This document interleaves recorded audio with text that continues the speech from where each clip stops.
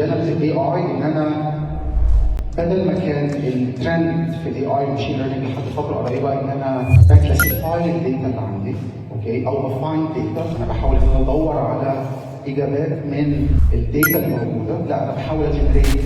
طبعا اكزامبلز كتيره جدا للجنراتيف اي اي على ايمجز مثلا. جنراتيف 10 ممكن تديله جزء من الصوره وهو بيخمن بقيه الصوره او بيكمل بقيه الصوره، فبقيه الصوره دي اكشلي كلها فيك، دي الاوريجينال ايمج.